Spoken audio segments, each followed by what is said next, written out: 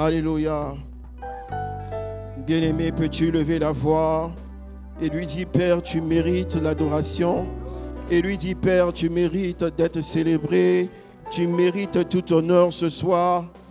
Esprit de Dieu, je veux maintenant. Esprit de Dieu, je veux maintenant disparaître. Je veux maintenant me taire, afin que toi seul, ta voix résonne parmi nous ce soir. Bien-aimé, peux-tu lever la voix et demander au Saint-Esprit de prendre la première place maintenant. La première place maintenant. Dis-lui, Saint-Esprit, je veux te contempler. Dis-lui, Saint-Esprit, moi je veux t'adorer. Dis-lui, Saint-Esprit, je suis là pour ta présence et pour ton règne.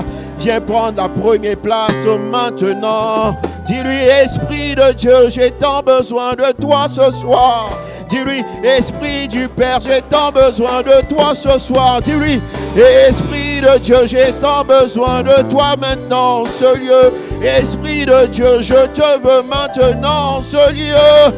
Esprit de Dieu, Esprit de Dieu, Esprit de Dieu, Esprit de Dieu, Esprit de Dieu.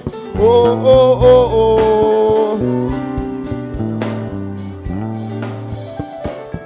Dis-lui, Père, dis avec mon Père, j'ai tant besoin de toi.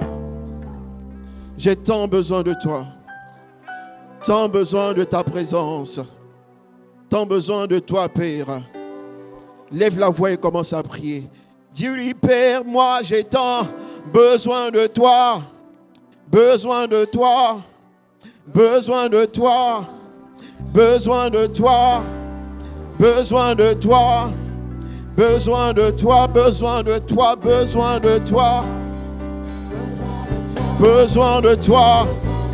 Besoin de toi. Besoin de toi. Esprit de Dieu.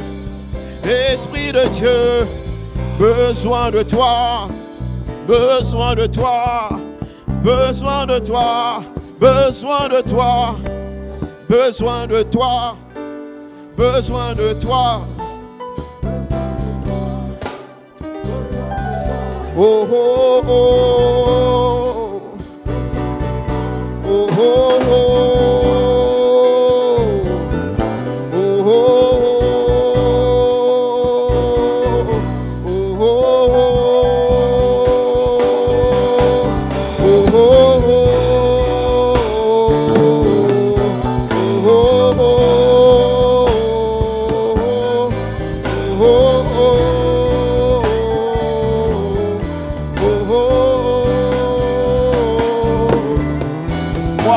Besoin de toi, besoin de toi, Esprit de Dieu, tant besoin de toi, de ta présence, oui, de ton règne, de ta gloire en ce lieu.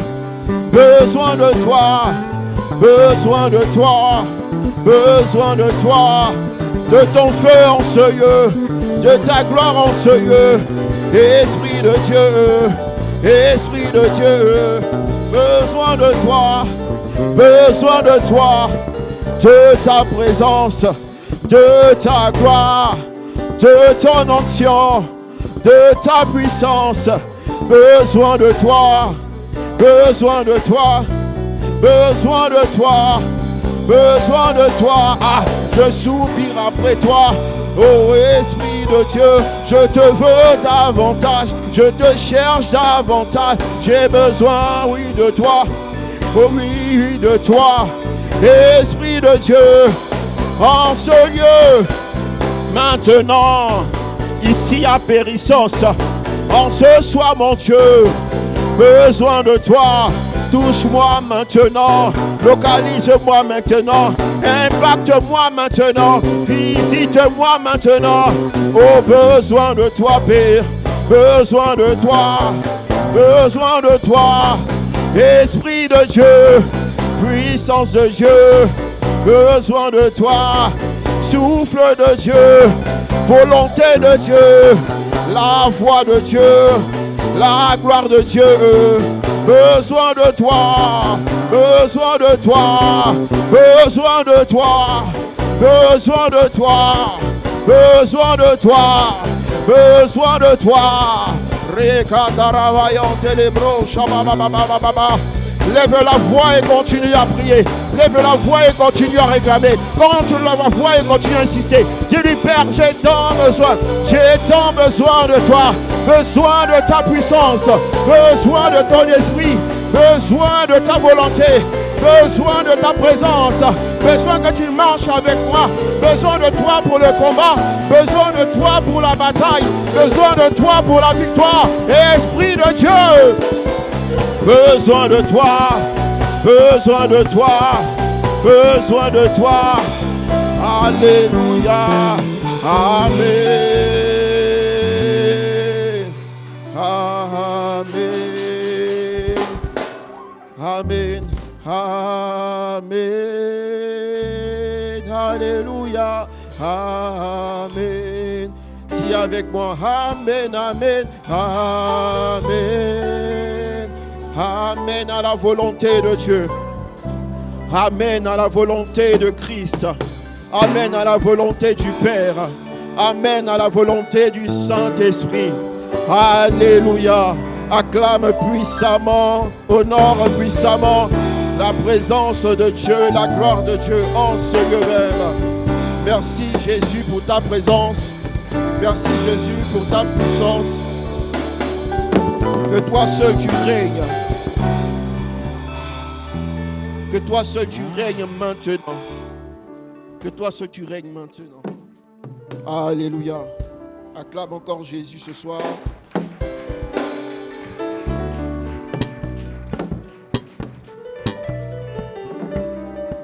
Assieds-toi dans la présence du Saint-Esprit. Honneur et gloire à Dieu. Alléluia. Que Dieu te bénisse, bien-aimé. Encore heureux de vous retrouver en ce mercredi. Amen. Depuis la semaine précédente, nous avons abordé un thème qui est comment survivre. Amen. Comment survivre. Qui a le thème? Survivre. Alléluia. Qui a le thème ce soir? Dis avec moi, survivre spirituellement au milieu des prédateurs. Alléluia. Que Dieu bénisse sa parole. La semaine dernière, nous avons abordé le thème. Amen. Et on va encore relire notre texte de base. Matthieu 10, verset 16. Rapidement. Matthieu 10, verset 16. Oui. Soyez donc prudents comme les serpents et simples comme les colombes. Alléluia. Que Dieu bénisse sa parole. Nous avons ici la requête que le Christ présente à ses disciples. Il leur dit, voici, je vous envoie comme des brebis. Amen. C'est-à-dire, il nous envoie comme des brebis au milieu des loups. Amen. Soyez avec moi. Soyez donc prudents comme les et simples comme les. Amen. Et nous avons débuté en disant que Jésus n'envoie pas ses disciples dans un lieu facile. Jésus n'envoie pas ses disciples sur une terre facile. Jésus n'envoie pas ses disciples dans un lieu où ils auront tout. Ils auront le bonheur. Dans un lieu où sur une terre, ils auront la gloire, ils auront les biens, toutes les richesses. Non. Dis avec moi, non. Non. Il leur dit, moi je vous envoie où? Je vous envoie où? Je vous envoie comme des brebis au milieu des loups. Je vous envoie au milieu des loups. Est-ce qu'on se comprend? C'est-à-dire que Jésus ne dit pas à ses disciples que je vous envoie dans un lieu où il y a des loups qui sont gentils, où il y a des personnes gentilles, où il y a des personnes agréables. Est-ce qu'on se comprend? Où il y a des personnes qui ont un bon cœur. Il y a des personnes qui ont un cœur blanc. où il y a des personnes qui pourront vite écouter, vite entendre, où il y a des personnes qui lorsqu'elles verront ton visage, vont directement valider ton dossier, vont directement te donner ce que tu recherches. Il dit non, non, je ne vous envoie pas vers ces personnes, mais je vous envoie vers une autre qualité de personnes. Je vous envoie au milieu des loups. Et tu vas comprendre avec moi que le loup n'est pas... C'est pas un animal que tu vas élever chez toi, que tu vas garder à la maison, à qui tu vas donner des cacahuètes. Est-ce qu'on se comprend? Le loup n'est pas un animal que tu vas garder tranquillement chez toi. Tu vas tout le temps le caresser et puis il va toi aussi te caresser. Est-ce qu'on se comprend? Pourquoi? Parce que le loup, c'est un prédateur. Et lorsqu'on parle de prédateur, on parle de dévoreur. Le prédateur, ce n'est pas un animal qui viendra te faire la bise, non. Ce n'est pas un animal qui viendra simplement te laper. Si tu as lapé, forcément, il va te goûter. Est-ce qu'on se comprend? Si tu as goûté, forcément, il va te manger. Donc, le loup n'est pas présent pour rire avec toi. Donc, tu ne peux pas prendre... tu ne peux pas être avec le loup comme si tu étais avec un chat. Est-ce qu'on se comprend? Parce que ce n'est pas pareil.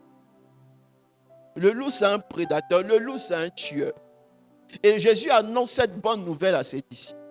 Il a dit, moi, je vous envoie parmi ces tueurs. Moi, je vous envoie au milieu de ces prédateurs. Moi, je vous envoie au milieu de ces dévoreurs. Mais pour que vous puissiez réussir la mission à laquelle je vous envoie, voici ce que moi, je vous dis dès l'instant. Il a dit, soyez donc prudents. Quand je t'envoie quelque part, je te dis, sois prudent. C'est une manière de te dire que où tu pars là, il y a danger. Est-ce qu'on se comprend? C'est une manière de te dire que là où tu pars là, il y a des pièges. C'est une manière de te dire que là où tu pars là, tout le monde ne va pas aimer ta tête. C'est une manière de te dire là où tu pars là, il faut regarder à gauche, il faut regarder à droite, il faut regarder devant, il faut regarder derrière. Parce qu'à n'importe quel moment, tu peux prendre un faux coup. Est-ce qu'on se comprend? Donc, il prévient directement. Il dit le lieu où je vous envoie, l'endroit où je vous envoie, la terre sur laquelle je vous envoie, vous, soyez prudents comme les serpents. Amen.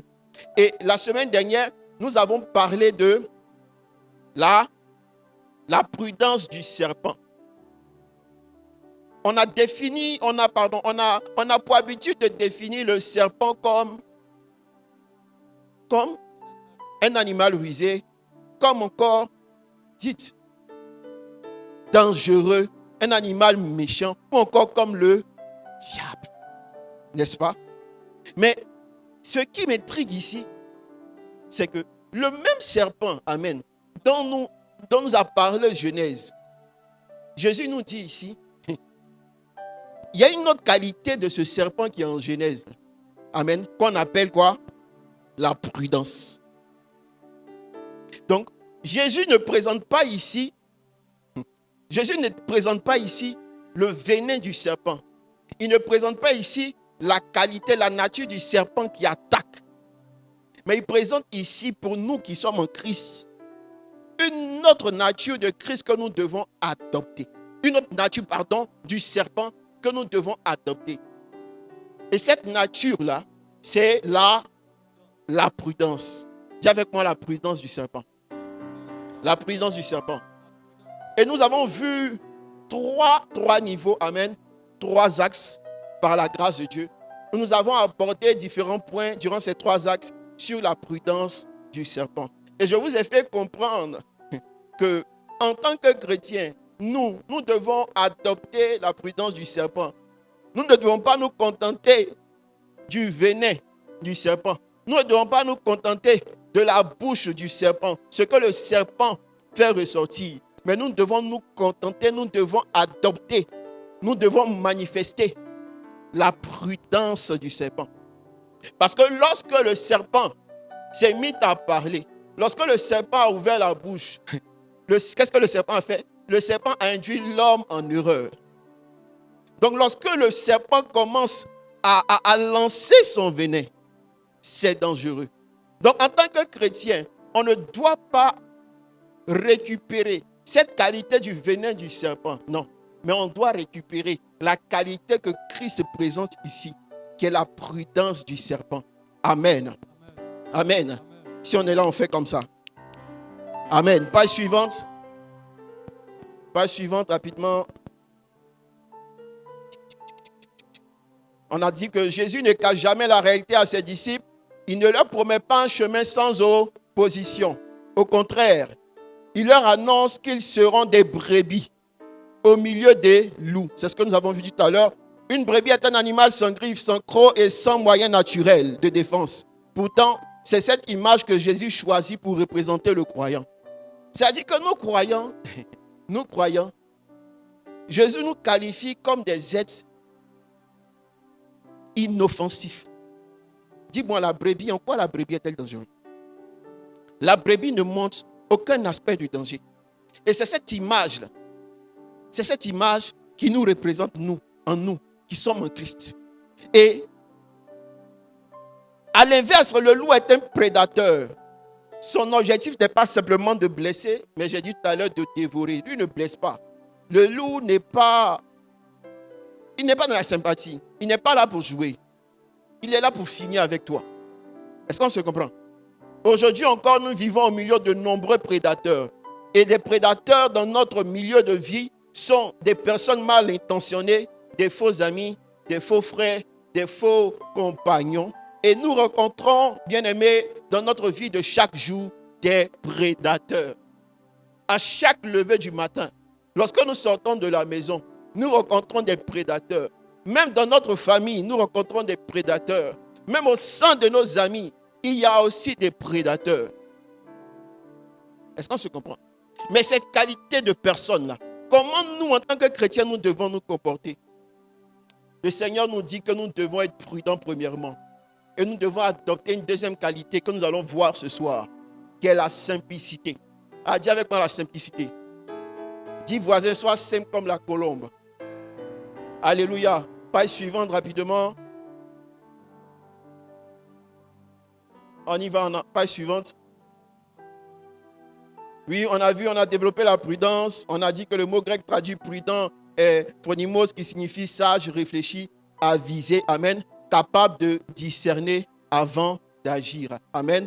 Et tu vas comprendre avec moi que le serpent, il est ce qu'il est. Mais le serpent ne se montre pas comme ça. Est-ce qu'on se comprend? Tu ne vas pas voir le serpent partout dans ta maison. Et j'ai eu même à faire l'exemple en disant que dans ta maison, le serpent peut être présent, mais tu ne vas pas savoir qu'il est présent. Mais la souris, tu vas entendre son bruit chaque matin. Chaque soir, tu vas entendre la souris. Tu vas entendre quelque chose dans ton plafond. Tu vas déposer ta nourriture. Tu vas revenir. Tu vas partir. Tu vas revenir. Ta nourriture a disparu. Ça, c'est l'œuvre de la souris. Mais le serpent, il est présent. Mais jamais tu vas voir le serpent. Pourquoi? Parce que le serpent sait se cacher. Le serpent sait se taire. Le serpent sait rester dans son endroit. On va avancer rapidement. Amen. Amen. Amen. On avance. On va finir. On a dit, premier point, le serpent discerne les dangers avant d'avancer. Amen. Et nous avons parlé du cas de David face à Saul dans 1 Samuel, verset 19. Amen. La Bible nous fait comprendre ici que le roi Saül va vouloir la mort de David. Amen. Il va vouloir la mort de David. Malgré tout ce que David accomplissait comme bien, lui, il n'était pas d'accord, il n'était pas content. Il n'était pas d'avis. Et il va ordonner à ce que David meure. Et lorsqu'il va annoncer, son fils, Jonathan, va venir plaider. Il va venir dire, ah Daddy, le gars là, il fait ton affaire. Il fait notre affaire. Regarde, face aux Philistins, c'est lui seul qui gère la bataille. C'est lui seul qui fait le combat. C'est lui seul qui fait tout. Et Saül va dire, ok, j'ai compris. Comme tu as tellement fait son atalakou là, je vais laisser la faire. Et la Bible va nous faire savoir que plus tard, David va encore aller en bataille. Il va aller encore en guerre. Et il va revenir encore victorieux. Et on va tellement parler de lui, c'est-à-dire on va tellement faire les éloges de David que Saül ne va plus supporter. Saül ne va plus pouvoir tenir. Pourquoi? Parce que l'enfant là, il devenait quelqu'un. il devenait quelqu'un d'autre. Il devenait une autre personne. Il devenait une autre personnalité. Parce que son nom commençait à monter. Et la Bible nous fait savoir encore dans ce même livre que Saül va prophétiser. Et il va prophétiser que l'Éternel garde. N'est-ce pas? Il va prophétiser. Cherche. Il va prophétiser que l'Éternel garde la vie de David. Mais ce qu'il ne savait pas, c'est que lui-même, il a prophétisé la vie. Il a prophétisé que Dieu garde la vie de David. Il a prophétisé que Dieu protège David. Et lui-même encore va être celui-là même qui va vouloir la mort. J'ai dit, comment toi tu dis devant Dieu, tu prophétises au nom de l'Éternel, que l'Éternel garde cette personne. Et toi tu te caches encore derrière l'Éternel, tu veux tuer la personne. Ah Saül, ton affaire là c'est comment? Est-ce qu'on se comprend? Et dans notre vie active, il y a des personnes qui sont comme Saül, avec qui vous marchez, que vous fréquentez. Est-ce qu'on se comprend? Qui disent devant tout le monde, c'est devant tout le monde, ils sont prêts pour vous. Devant tout le monde, ils vont faire votre atalakou. Devant tout le monde, ils vont vous valider. Devant tout le monde, ils vont vous accepter. Mais derrière, ils vont aller se cacher et vouloir votre mort. Et derrière, ils vont aller se cacher et faire des complots dans le but de vous descendre, dans le but de vous détruire, dans le but de vous anéantir. Et ce type de personnes-là, ce sont les voisins directs de Saül. Est-ce qu'on se comprend? Ils ont habité le même quartier. Ils ont fréquenté les mêmes maquis, les mêmes bars. Ils ont mangé dans les mêmes assiettes. Raison pour laquelle ils ont les mêmes habitudes. Raison pour laquelle ils ont le même comportement. Est-ce qu'on se comprend? Et la Bible va nous faire savoir que plus tard, David sera en train de jouer son instrument, la harpe. Et qu'est-ce qui va se passer? Saül va lancer, c'est-à-dire il va lancer la flèche, il va lancer l'arme dans le but de toucher David. Et qu'est-ce qui va se passer? Qu'est-ce qui va se passer? David va faire quoi? David va fuir. Pourquoi? David a vu l'attaque venir. David va s'échapper. Pourquoi? Parce que ce que Saül oublie, c'est que lui-même il a prophétisé que Dieu garde la vie de David. Écoute, tu ne peux pas prophétiser et puis toi-même venir contredire ce que Dieu a déjà validé. Tu vas voir ici aussi que David, malgré tout ce qu'il a vécu dans son enfance, malgré toutes les batailles, c'est-à-dire tous les Philistins qu'il a tués, tous ses différents exploits, la Bible me fait savoir que lorsque Saül va vouloir tuer David, David n'est pas venu se présenter devant Saül pour dire « Moi, voici ce que j'ai fait. Voici, j'ai tué tel lion. Voici, j'ai vécu tel Philistin. Voici, j'ai fait telle chose. » Donc, toutes tes attaques, là, toutes tes menaces, là, tu peux rien créer. David n'a pas fait ça. La Bible nous dit que face au danger, là, David s'est cherché. David a peint. David a changé de lieu. David a changé de couloir. Est-ce qu'on se comprend? Qualité de la prudence du serpent. Que lorsque tu reçois des attaques, tu n'as pas besoin de te déshabiller pour faire palabre. Lorsque tu sais que Dieu ne t'a pas mandaté pour cette bataille, lorsque tu sais que Dieu ne t'a pas mandaté pour ce combat, frère, n'entre pas en guerre. Il faut fuir. Dis voisin, il faut fuir. Dis voisine, il faut fuir. Ce n'est pas dans tous les combats qu'on enlève l'habit. Ce n'est pas dans tous les combats qu'on enlève le t-shirt. Ce n'est pas dans tous les combats qu'on commence à porter les gants. Il y a une qualité de combat dans laquelle Dieu ne t'a pas dit commence le combat. Frère, même si tu crois en ce Dieu, toi n'y vas pas. Pourquoi? Parce que Dieu ne t'a pas mandaté pour ça. Et c'est ce qui s'est passé ici. David comprit que Saül voulait sa mort. Il ne restait pas pour prouver sa foi. Il s'éloigna. Sa fuite n'était pas un manque de foi, mais une preuve de sagesse. La sagesse va te sauver la vie. Est-ce qu'on se comprend? La sagesse va te sauver de certaines situations. La sagesse va te sauver de la prison. La sagesse va te sauver de la condamnation. La sagesse va te sauver même du péché. Pourquoi? Parce que lorsque tu as la sagesse en toi, lorsque tu as cette qualité du Saint-Esprit, lorsque tu as cette vertu de Dieu en toi, frère, ce n'est pas dans tous les combats Ce n'est pas dans tous les combats. Ce n'est pas tous les palabres. Il y a des palabres là. Tu penses avoir raison, tu t'en vas dedans, c'est toi qui t'en vas en prison. Tu cries partout, tout le monde sait que tu as raison, mais c'est toi qu'on condamne. Pourquoi? Pourquoi? Parce que tu as manqué de sagesse. Pourquoi? Parce que le roi là, tant qu'il est roi, écoute, tant que Dieu ne t'a pas dit va, ou bien tant que Dieu n'a pas dit que ce roi doit tomber, toi tu ne peux pas te lever contre ce roi. Saül était encore roi. Donc David n'avait pas encore le hockey. David n'avait pas encore le mandat. Donc il ne pouvait pas agir. Tout ce qu'il pouvait faire ici, avec ses anges, avec tous ceux qui sont présents avec lui dans le spirituel, avec toutes ses libations, avec toutes ses manifestations spirituelles, c'était de fuir.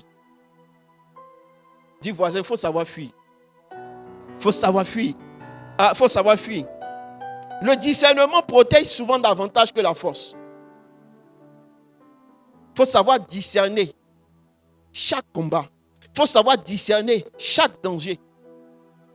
Est-ce qu'on se comprend? Lorsqu'une attaque se présente à toi, là, frère, il faut savoir discerner. Est-ce que tu as le niveau pour le combat? Est-ce que tu as le niveau pour la guerre? Et plusieurs ont perdu la vie comme ça. Parce qu'ils se sont levés. Ah, je me lève dans la prière. J'attaque mon parent. Je lance le feu sur ma grand-mère. Je lance le feu sur mon grand-père. Qui t'a lancé le feu sur tes parents? Qui t'a mandaté? Qui t'a donné? Qui t'a ordonné? Qui t'a envoyé? Et souvent par excès de zèle, vous êtes vous-même condamné face à certains actes. Par excès de zèle, par manque de sagesse, de discernement, tu es toi-même tendu, tu es toi-même tombé dans le piège qu'on t'a présenté. Et plusieurs ont vécu la vie comme ça. Pourquoi? Parce qu'ils n'étaient pas prudents, parce qu'ils n'étaient pas sages, parce qu'ils n'ont pas su discerner les dangers. Dis voisin, apprends à discerner les dangers avant d'avancer. Apprends à discerner les attaques avant d'avancer. Face à chaque attaque, bien aimé, si on t'attaque, il faut t'asseoir d'abord, il faut boire de l'eau et puis commence à réfléchir. Mais ne commence pas à agir à chaud. Est-ce qu'on se comprend? Ne te lève pas et puis ne commence pas à lancer le feu au hasard. Tu as tellement lancé le feu que tu n'as pas fini, ta maison même a pris feu. Parce que tu n'as pas su discerner d'où est venue l'attaque. Donc toi, tu as lancé le feu. Donc le feu que tu as lancé là, ça a brûlé ta maison. Bon, là, qui est dans la nuit maintenant? C'est toi. Pourquoi? Parce que tu n'as pas su discerner. Ah, dis voisin, il faut discerner. Il faut discerner avant d'avancer. Alléluia. Avance rapidement. On va aller au point 2. Point 2. Dis avec moi, le serpent sait quand parler et quand se taire. Le serpent est discret. Il ne révèle pas sa présence inutilement. Je l'ai dit dans l'introduction. Amen. Tous les projets que Dieu met dans notre cœur ne doivent pas être annoncés immédiatement. Amen. Dis voisin, il faut te taire. Apprends à te taire. Tu parles trop. Tu racontes trop ta vie. Tu racontes trop tes projets. Qui t'a envoyé de parler? Est-ce que tu es obligé de tout dire? Est-ce que tu es obligé de parler de ce que Dieu t'a présenté? Est-ce que tu es obligé de parler des projets de l'Éternel? Est-ce que tu es obligé de parler de ce que Dieu t'a dit en songe? Dieu vient te visiter dans le lieu secret. Il te donne la nouvelle dans le lieu secret. Toi, tu prends ce qu'il y a dans le lieu secret, tu viens exposer ça au public. Qui t'a envoyé? Dis voisin, qui t'a envoyé? Pourquoi tu n'arrives pas à te taire? Pourquoi lorsque Dieu s'apprête, commence à te bénir, tu n'as même pas encore reçu la bénédiction, toi tu vas annoncer que toi tu es béni, tu as tout. Pourquoi? Pourquoi? Dis voisin, pourquoi? Dis voisin, pourquoi? Et la Bible nous fait part ici de Jésus devant Hérode. Amen. Il lui a adressé beaucoup de questions, oui. Mais Jésus ne lui répondit rien. C'est-à-dire, Hérode a adressé beaucoup de questions. Ils se sont moqués de Jésus lorsqu'ils l'ont pris. Ils se sont moqués. Ils lui ont posé plusieurs questions. C'est-à-dire Jésus se trouvait, vous savez, lorsqu'on capture quelqu'un là, on t'envoie dans un endroit où on va te demander des choses, te poser des questions, tout savoir de toi, te frapper, tout te faire pour que tu puisses parler. Mais la Bible nous fait savoir que Jésus va subir toutes ces choses, mais même A, ça ne va pas sortir de sa bouche. Même I, ça ne va pas sortir de sa bouche. Même fait A. Dis voisin, même fait A. Rien. Dis silence. Dis silence. Parce que ce n'est pas partout on parle. Quand tu sais qui tu es, amen. Quand tu reconnais ton identité, quand tu sais que tu es fils de Dieu, étant parmi les loups, frère, tu n'as pas besoin de parler. Quand tu sais qui t'a envoyé, qui t'a mandaté, qui t'a ordonné, lorsque le danger se présente à toi, lorsque le vent commence à s'annoncer, lorsque la tempête commence à s'annoncer, toi tu restes tranquille et tu ne parles pas. Tu ne parles pas. Peu importe la situation, tu dois garder le silence. Dis avec moi, voisin, garde le silence. Garde le silence. Face aux provocations, Jésus choisit le silence. Son silence parlait plus fort que les paroles de ses accusateurs. C'est-à-dire, plus lui-même il ne parlait pas, les gars, ils avaient goumé. Parce que c'est foutu, c'est quel gars? On l'insulte, on lui dit tout, on lui pose des questions, mais le gars ne parle pas. Il est serré, il est perturbé. Pourquoi? Parce qu'il sait que sa vie ne va pas finir ici. Lui, il a un but. Il a un but. Et ce but-là, il doit l'accomplir. Est-ce qu'on se comprend? Donc, ce n'est pas la situation là qui va me distraire. Ce n'est pas la situation qui va me perturber. Vous avez souvent certaines situations présentes dans votre vie, ici, au milieu des loups, au milieu des prédateurs. Et qu'est-ce qui se passe? Le prédateur te secoue. Le prédateur t'oblige à parler. Le prédateur t'oblige à donner tes projets. Le prédateur t'oblige à donner tes codes. Le prédateur t'oblige à dire ce que Dieu t'a dit dans le lieu secret. Le prédateur t'envoie même à confesser des choses dont tu n'as jamais confessé. Mais par peur, qu'est-ce qui se passe? Tu commences à cracher. Par peur, qu'est-ce qui se passe? Tu commences à dire des choses sans compter, sans réfléchir. Par peur, tu arrives à vendre des proches. Tu arrives à vendre des amis. Tu arrives à trahir des amis. Pourquoi? Pourquoi? Parce que tu parles trop. Pourquoi? Parce que la peur gagne du terrain. Écoute, celui qui a cette qualité, qui arrive à accepter, qui arrive à prier pour demander à Dieu de lui remplir de cette qualité du serpent. Peu importe les situations qui vont se présenter devant toi, toi tu vas rester calme. Toi tu ne vas pas bouger. Tu ne vas pas parler. Là où les gens vont s'inquiéter, toi tu vas rester tranquille. Est-ce qu'on se comprend? Là où les personnes vont s'agiter, toi tu vas rester calme. Dis voisin, sois calme. Adopte la prudence du serpent. Sois calme. Et ne parle pas. Peu importe les situations qui vont se présenter devant toi, si tu sais que c'est Dieu qui t'a mandaté dans ce lieu, si tu sais que c'est le Dieu dont je te parle qui t'a envoyé sur cette terre, frère, toi ne parle pas, ne dis rien. S'ils veulent, ils n'ont qu'à serrer ton cou. Toi, il ne faut pas parler. S'ils veulent, ils n'ont qu'à mettre balai sur ta gorge. Toi, tu restes serré. Parce que tu n'es pas coupable de ce dont on t'accuse. Parce que tu n'es pas coupable des choses qu'on te reproche. Parce que tu n'es pas coupable de ce qui se passe dans cette situation. Tu n'es pas coupable de la malédiction de la famille. Tu n'es pas coupable de la pauvreté de la famille. Tu n'es pas coupable de l'échec familial. Donc tu ne peux pas venir témoigner en disant « Ah oui, moi aussi je fais partie de ce groupe. » Tu ne fais pas partie de ce groupe. Dis voisin, je ne fais pas partie de ce groupe. Je ne suis pas parmi eux. Est-ce qu'on se comprend? Le prédateur va utiliser toutes les techniques pour te faire parler. Le prédateur va utiliser toutes les techniques pour te connaître davantage. Le prédateur va utiliser toutes les techniques pour savoir, c'est-à-dire tes plus profonds secrets. Le prédateur va s'approcher de toi et il va te poser des questions. Tu vas lui expliquer ta vie. Tu vas tout lui dire sur ta vie. Et plus tard, tu vas comprendre avec moi que c'est celui-là même ou celle-là même à qui tu as tout expliqué ta vie qui ira dehors et exposer ta vie sur un écran géant. Est-ce qu'on se comprend? C'est ça le prédateur. Le prédateur, lorsqu'il est dans ton entourage, il cherche à soutirer des informations sur toi. Mais écoute, les informations vont venir de qui? De toi. Donc tu deviens ton propre sorcier. Le mal qui est venu vers toi a commencé par toi, a débuté par toi. Pourquoi? Parce que tu parles trop. Dis voisin, tu parles trop. Est-ce que tu es obligé de raconter tous tes gourmets? Est-ce que tu es obligé de raconter tous tes échecs? Est-ce que tu es obligé? Est-ce que tu es obligé de parler de ta vie? Est-ce que tu es obligé de t'exposer? Tu finis de t'exposer, puis après tu viens te plaindre. Frère, c'est parce que tu t'es exposé que les gens tombent bien mal. Est-ce que je comprends? Si tu n'avais pas parlé là, personne n'allait savoir quelque chose de ta vie. Si tu n'avais pas parlé là, personne n'allait savoir que demain tu prenais ton vol. Mais c'est parce que tu as dit à ta meilleure amie, la semaine prochaine là, il ne faut pas dire à quelqu'un, mais mon visa est sorti, je voyage. Elle dit, il ne faut pas dire à quelqu'un. Elle aussi, elle est partie dire à quelqu'un, il ne faut pas dire à quelqu'un, la semaine prochaine, en tout, son visa est sorti, elle doit voyager. Il ne faut pas dire à quelqu'un, et ainsi de suite. Dis avec moi, ainsi de suite.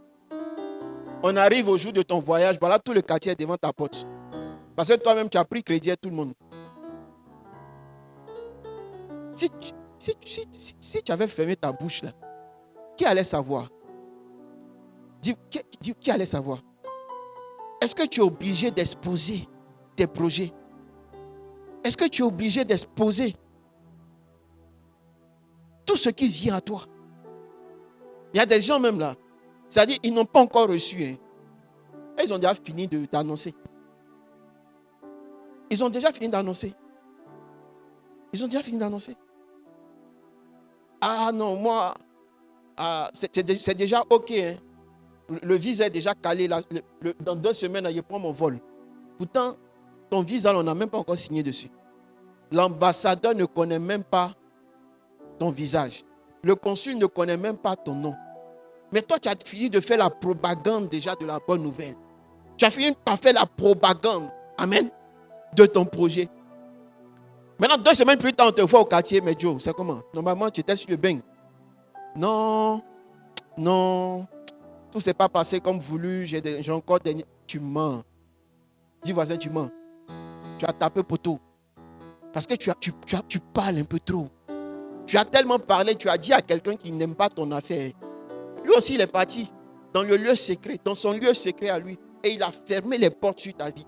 Et c'est comme ça, plusieurs personnes, amen, se sont fermées les portes. Plusieurs personnes ont eu des opportunités fermées. Pourquoi? Parce qu'ils parlent trop. Parce qu'ils parlent trop.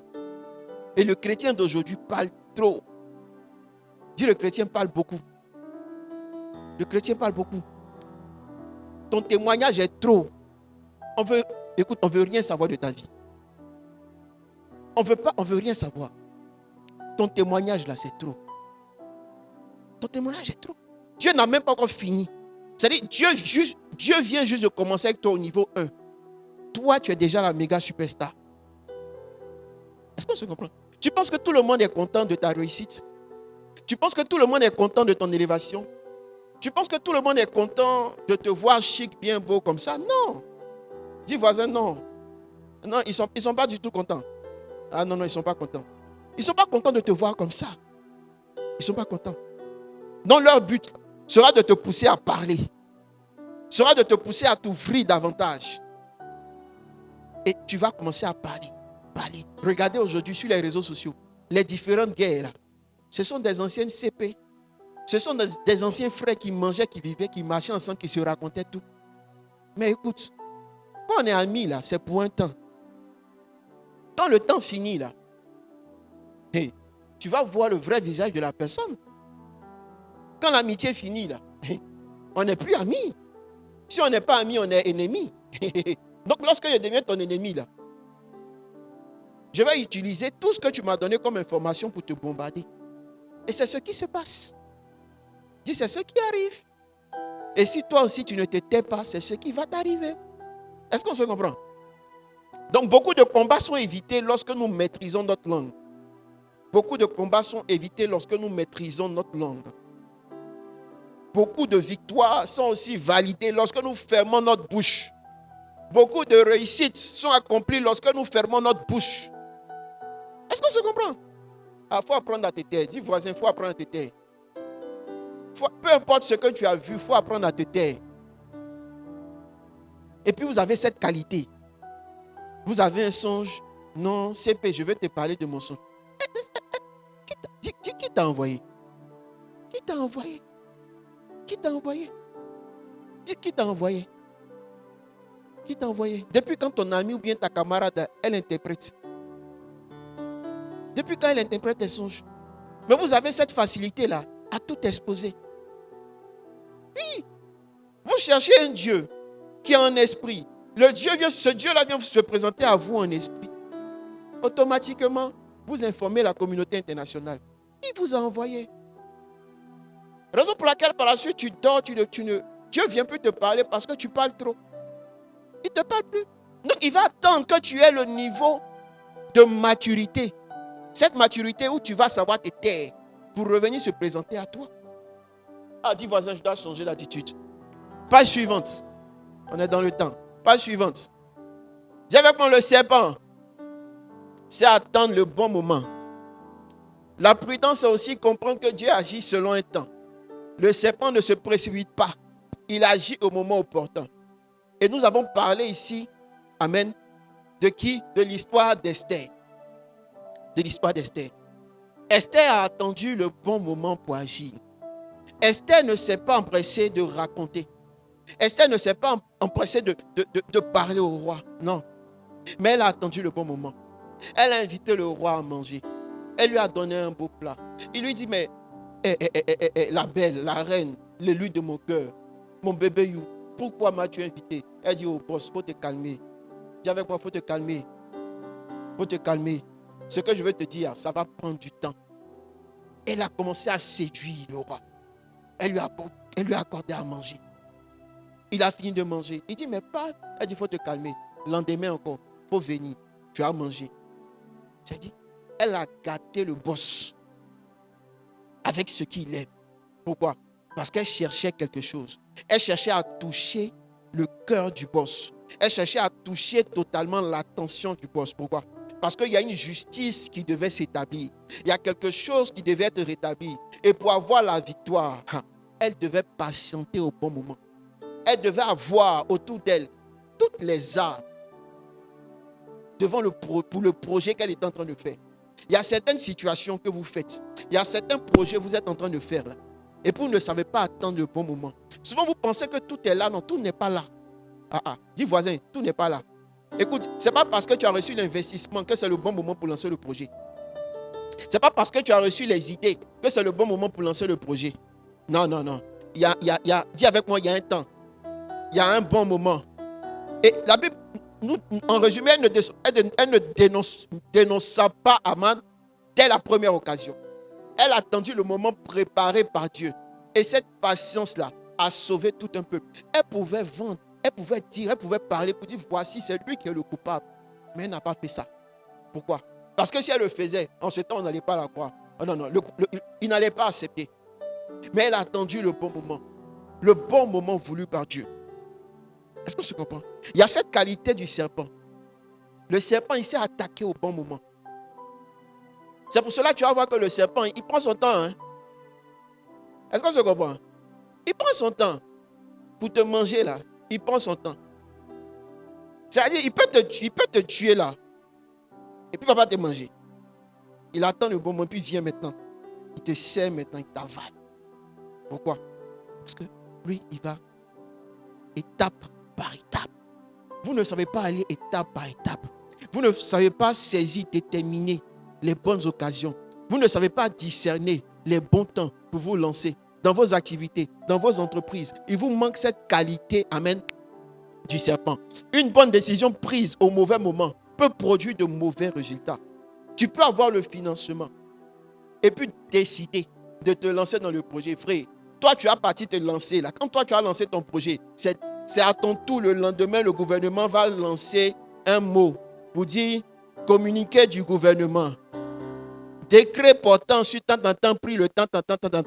Toute entreprise concernant ce que toi, tu as lancé avec tes 100 millions hier. Là.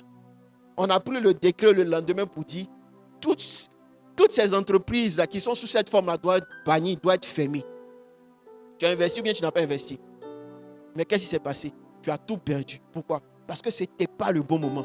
Parce que tu n'as pas consulté Dieu. Parce que tu n'as pas tu n'es pas allé te présenter devant Dieu. Parce que tu n'as pas attendu le bon moment de Dieu.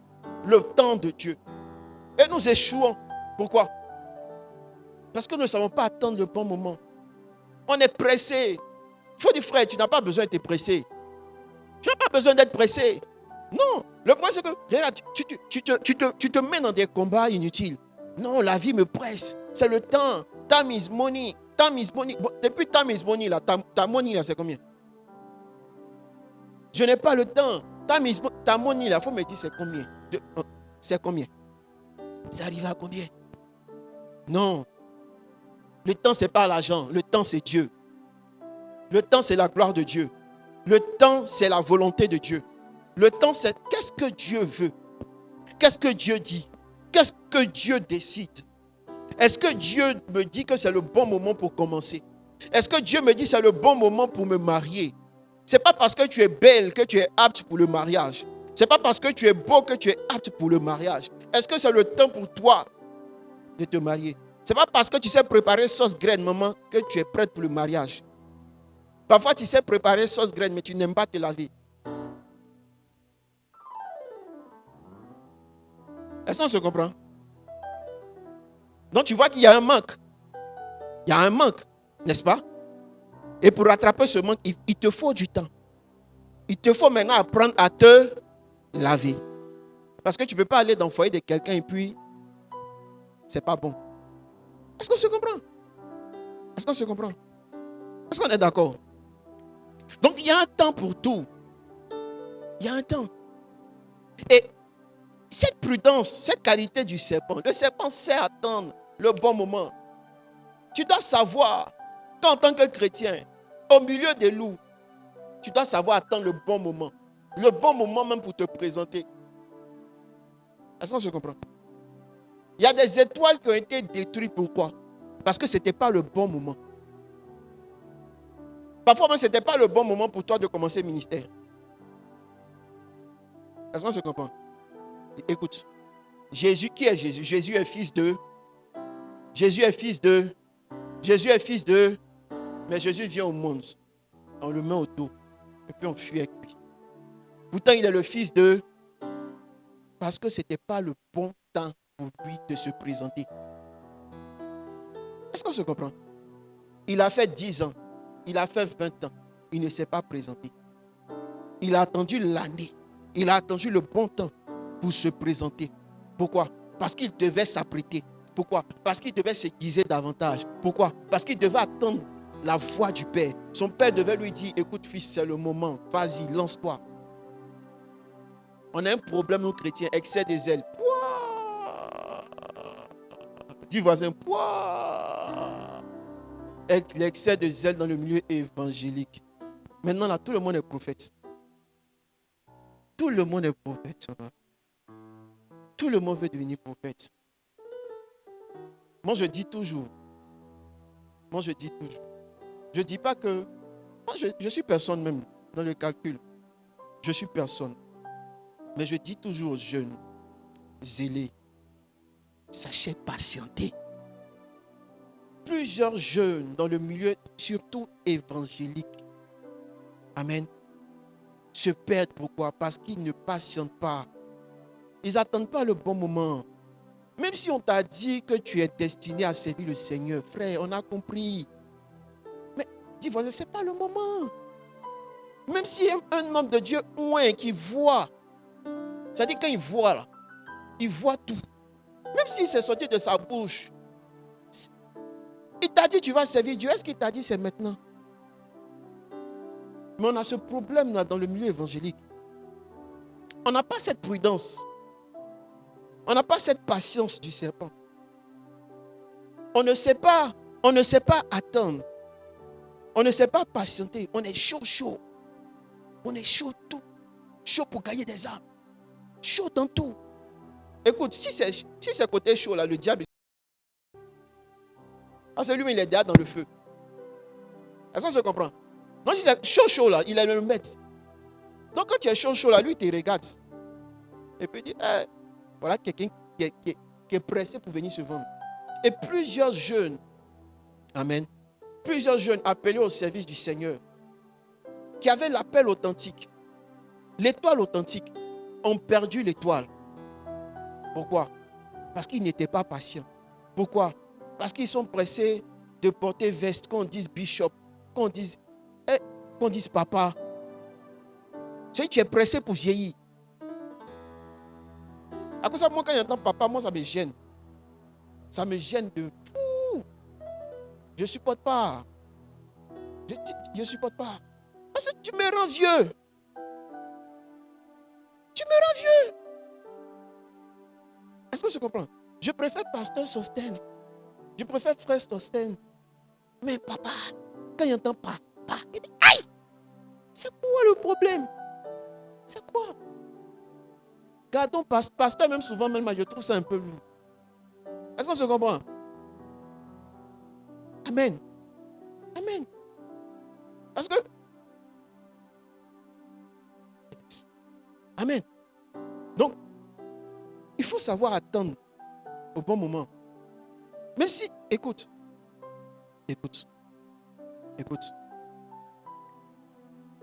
Même quand Dieu vient parler à Samuel.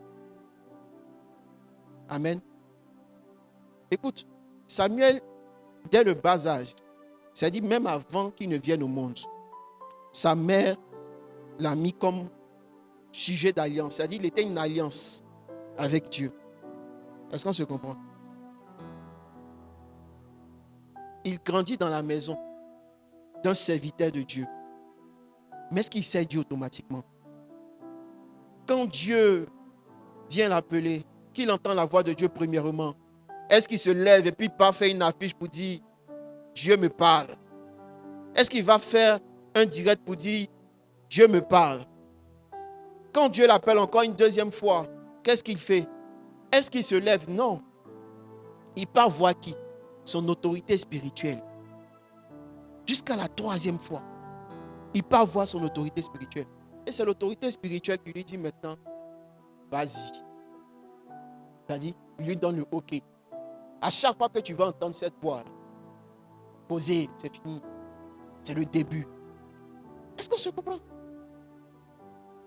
Mais c'est ce qui manque dans le milieu évangélique. Dans le milieu évangélique. Il n'y a pas d'autorité spirituelle. Parce que tous les fils veulent devenir comme leur père. Est-ce qu'on se comprend? Et pour finir, ça crée une jalousie, ça crée des guerres inutiles dans le milieu chrétien. C'est ce qui est la source de rébellion, parce que les fils ne savent pas être patients. Moi, je dis toujours, avant d'attraper le micro, là, si je t'explique ce qu'on a fait, hey, moi, je dis toujours à Genèse ici, je dis, vous êtes venus dans le temps de grâce. Vous êtes venus dans le temps de grâce. C'est-à-dire, vous êtes venus dans le temps où il y a climatiseur, ou quand même il n'y a pas climatiseur, vous n'êtes pas à l'aise. Ah! Maman, on a soulevé baf à 2h du matin, 3h du matin.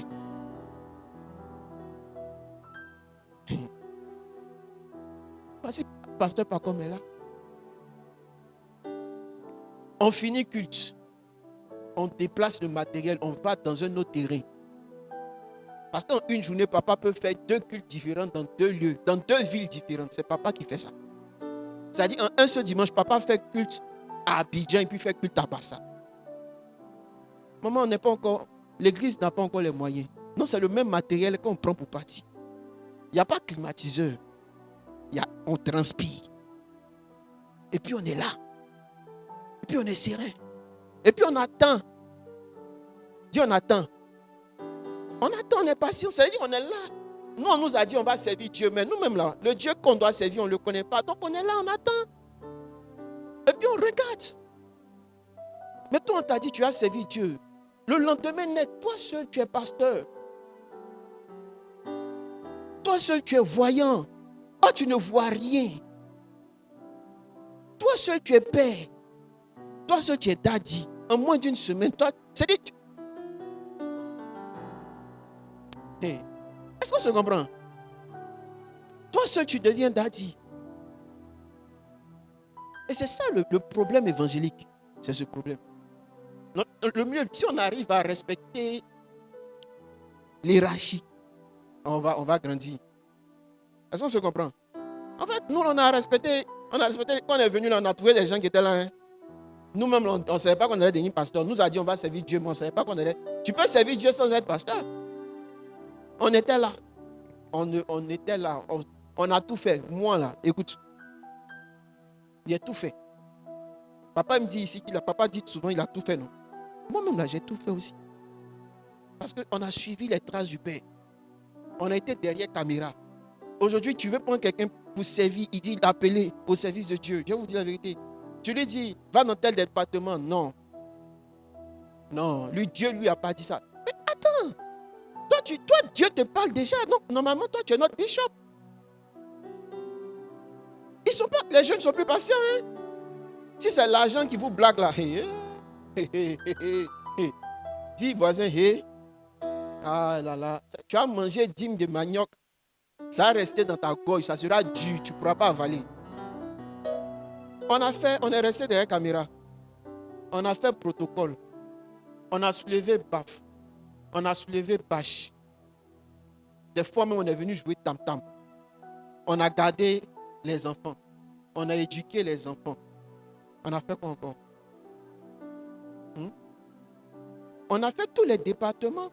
Donc actuellement, là, frère, toi qui veux servir Dieu, actuellement, moi, tu me mets dans un département actuellement. Par la grâce de Dieu, tu vas voir que je vais servir comme si je connaissais. Parce que j'ai déjà appris. Il y a eu un temps où je devais être dans ce département. Est-ce que je comprends? Il y a eu un temps où il était arrêté derrière au fond là-bas, où ils ont tué le chien. Personne ne me voyait. Est-ce que je comprends? Il y a eu un temps même. Il y a un temps pour tout. Le problème est que nous n'arrivons pas à être patients. La gloire que Dieu t'annonce, elle va s'accomplir, mais c'est selon le temps de Dieu. Est-ce qu'on se comprend, serviteur de Dieu? Amen. Les projets que Dieu a pour toi, là, vont s'accomplir. Mais il y a un temps. Il y a un temps. C'est pas parce qu'on dit à Gros Business Match que toi, tu as parti investir. Hein? Est-ce qu'on va te dire 2 fois encore?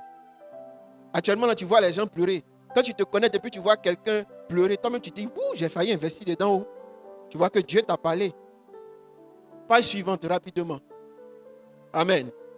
Dis avec moi, conserver la simplicité comme la colombe. Ah, dis voisin, il faut conserver la simplicité de la colombe. Alléluia. Le mot grec traduit par simple ou encore simplicité est akeraios, qui signifie dis sois pur, sois sincère, sans mélange, incorruptible. Alléluia. La simplicité biblique ne signifie pas être naïf, elle signifie garder un cœur pur au milieu d'un monde corrompu. Chrétien, tu dois garder ton cœur pur. Est-ce qu'on se comprend? Ce monde, il est déjà corrompu.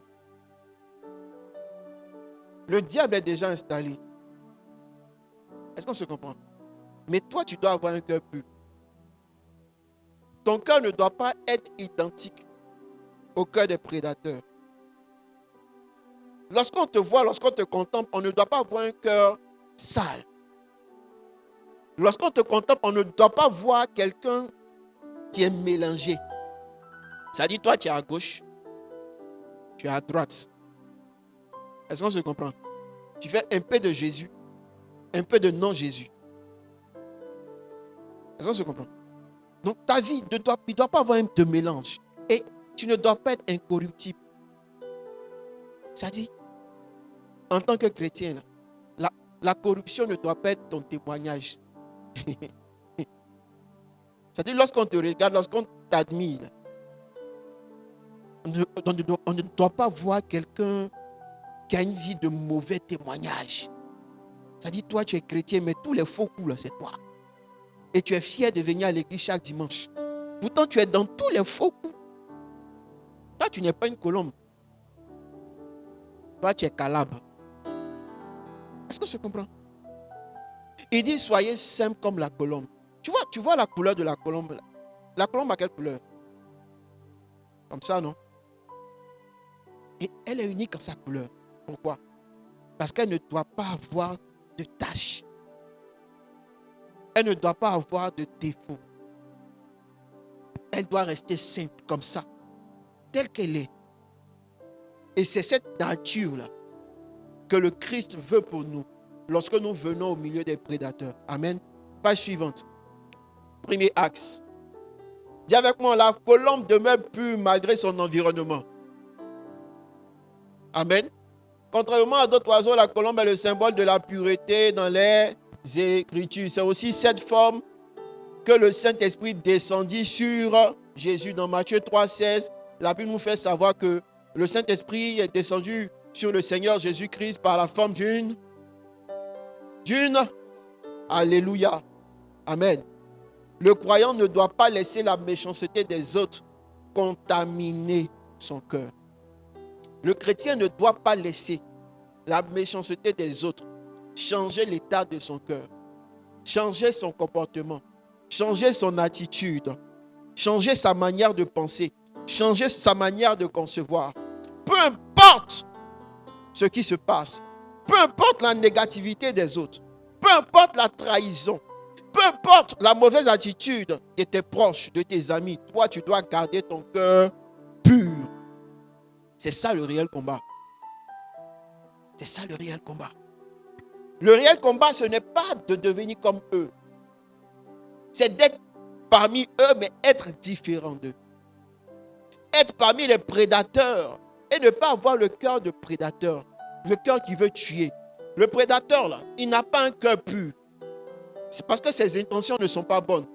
Ses intentions premières, c'est de tuer, c'est de dévorer. Toi, tu ne dois pas avoir ces qualités. Tu ne dois pas devenir sorcier. On ne doit pas dire que tu es chrétien et puis tu es envieux. On ne doit pas dire que tu es chrétien et puis tu passes ton temps à critiquer. On ne doit pas dire de toi que tu es chrétien, mais quand on ouvre ton cœur là, aïe, ton cœur noir, comme si tu buvais Koutoukou chaque matin. On ne doit pas dire de toi que tu es chrétien, mais il n'y a pas d'amour dans ton intérieur. On ne peut pas dire que tu es chrétien animé du Saint-Esprit. Hey, tu as le Saint-Esprit en toi. Mais dans tous les lieux où toi tu parles, on ne voit pas le Saint-Esprit. On voit un esprit des ténèbres. Pourquoi? Parce que ton cœur présente une autre facette. Tu ne peux pas être chrétien, venir à l'église, toujours sentir bon, et puis avoir un cœur méchant, un cœur noir, un cœur qui veut détruire, un cœur qui veut anéantir, un cœur jaloux. C'est-à-dire que tu es chrétien, mais tu es jaloux de la vie de ton frère. Tu es chrétien, mais ton cœur est noir. Tu es chrétien, mais tu veux l'échec de l'autre. Tes intentions ne sont pas pures. Tu n'as pas l'attitude de la colombe. Tu n'as pas la simplicité de la colombe. Non. Toi, tu as l'attitude du venin du serpent. Est-ce qu'on se comprend? Mais nous sommes chrétiens et nous ne présentons pas la simplicité de la colombe. Nous sommes chrétiens et nous ne demeurons pas purs, malgré l'environnement. Non, parce que tel X m'a fait quelque chose, donc moi, Y, je vais aussi réagir pareillement. Dis, tu n'es pas chrétien en faisant ça.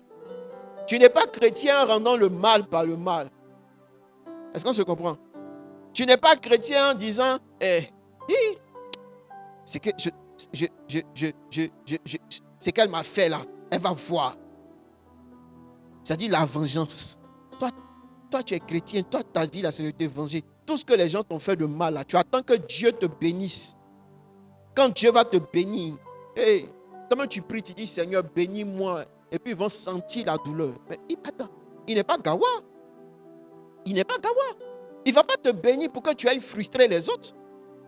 Est-ce qu'on se comprend? Il ne va pas te bénir pour que tu ailles montrer aux autres, faire pareil ce qu'ils t'ont fait. En cette situation, en quoi est-ce que nous sommes différents des autres en tant que chrétiens? En quoi est-ce que nous sommes différents de ceux-là que nous appelons les dévoreurs? En quoi est-ce que nous sommes différents des sorciers? Le sorcier, il te veut du mal, n'est-ce pas? Mais toi aussi, pourquoi tu veux du mal à un frère? Tu deviens aussi sorcier. Est-ce qu'on se comprend? Donc, dans notre marche chrétienne, là, si nous n'adoptons pas ce premier caractère, si notre cœur n'est pas pur, si notre cœur n'est pas simple, si notre cœur ne reste pas stable dans l'environnement dans lequel nous sommes, oui, on va finir par être contaminé par ces autres personnes. Et puis regarde, c'est ce qui arrive.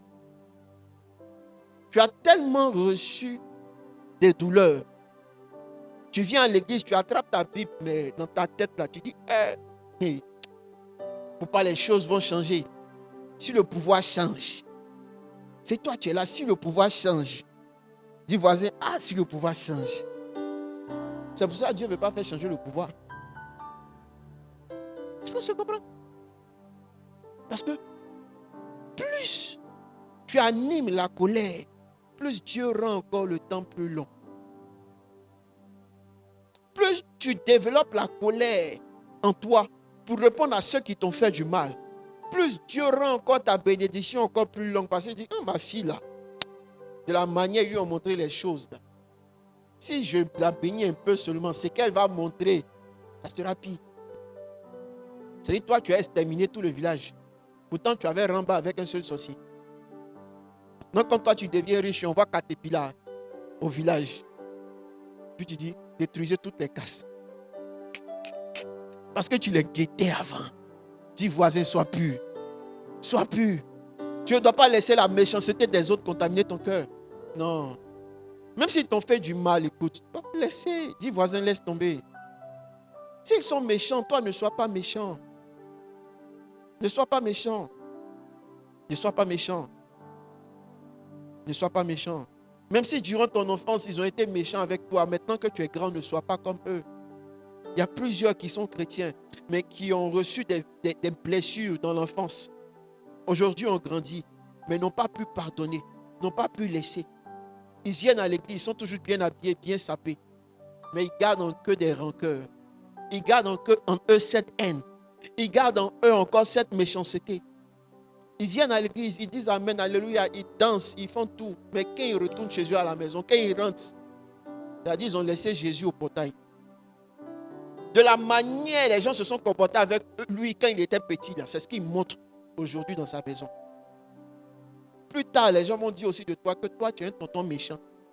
C'est-à-dire les personnes que tu as critiquées, la tante que tu as critiquée, toi aussi, on va dire toi aussi, tu es une tante mauvaise. Pourquoi?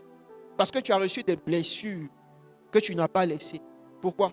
Parce que tu n'as pas vidé ton cœur. Tu n'as pas purifié ton cœur. Tu n'as pas rendu ton cœur blanc. Il dit, crée en moi un cœur pur. Tu n'as pas demandé au Saint-Esprit de purifier ton cœur de toute blessure, de toute souillure. Et tu vis au milieu des prédateurs. Tu vis au milieu des loups. Écoute, écoute, écoute. Quand le loup commence à voir qu'il peut te manger, il va te manger. Quand le loup voit que toi aussi, écoute, en tant que prédateur, là, en tant que prédateur, le terrain, là, deux prédateurs ne peuvent pas régner en maître sur un lieu. Est-ce qu'on se comprend? Il y aura toujours quelqu'un de supérieur. C'est-à-dire quand lui il est présent, là, tous les autres là s'effacent. Mais toi, Dieu t'a envoyé comme une brebis. Il t'a déguisé. Mais pour finir, toi, tu reflètes maintenant l'image des loups. Si tu te comportes comme un loup, les loups entre eux, ils vont finir par te manger. Pourquoi? Parce que tu n'as plus de protection spirituelle. Pourquoi? Parce que tu as perdu la simplicité. Pourquoi? Parce que tu n'es plus pur dans l'environnement. Pourquoi? Parce que tu as perdu cette couleur.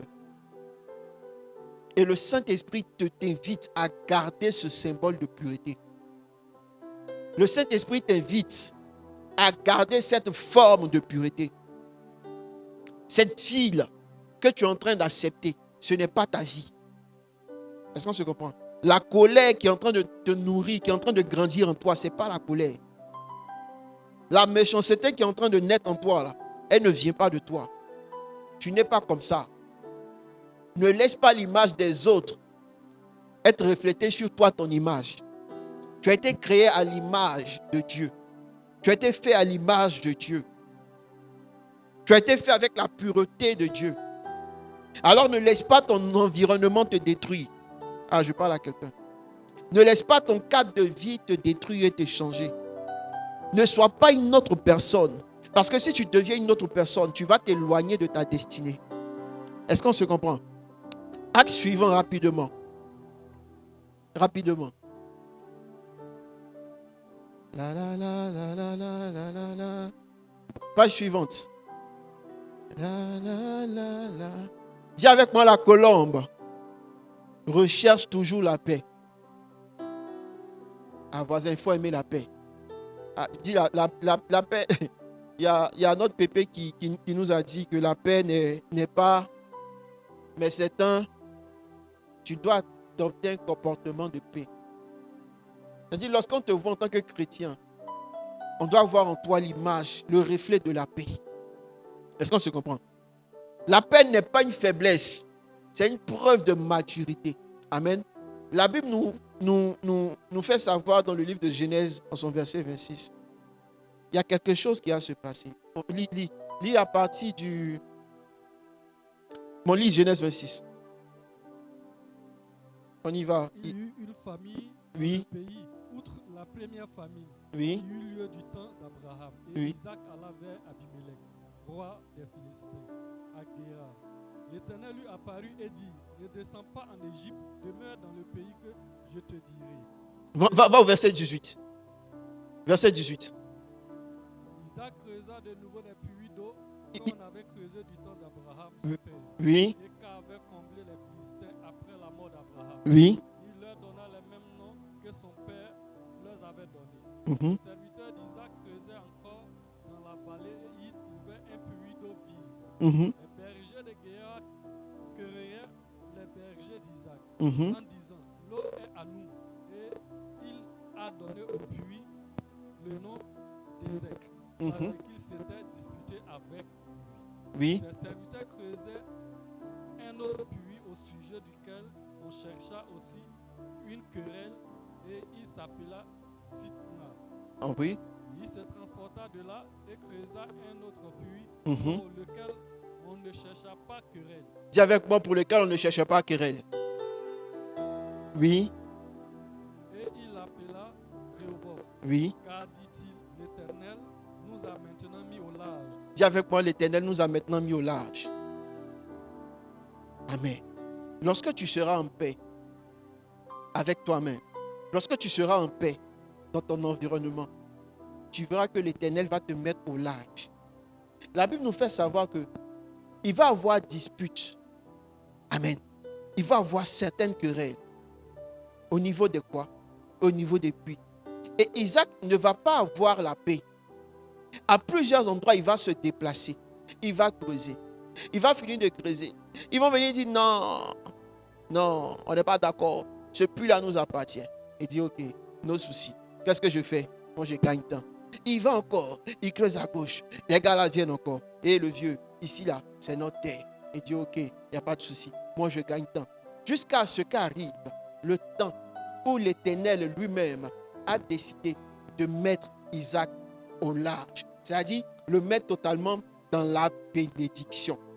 Et tu vas voir que ce temps choisi par Dieu a été un temps de paix. Un temps où il n'y avait pas de querelle. Un temps où il n'y avait pas d'histoire.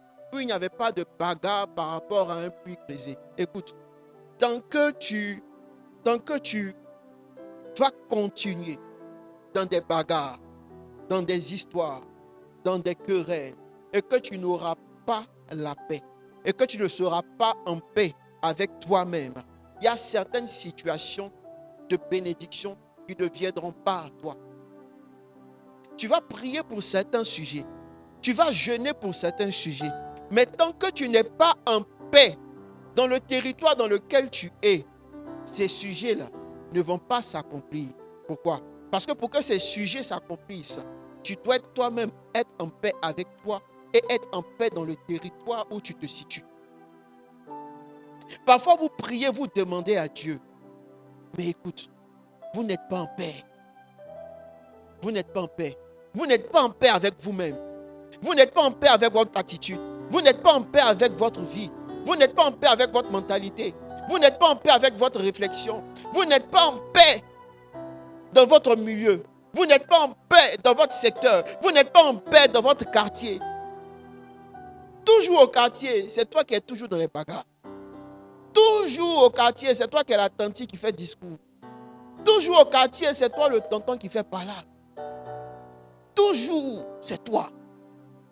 fais une histoire, oh, c'est toi. Petit palabro, c'est toi.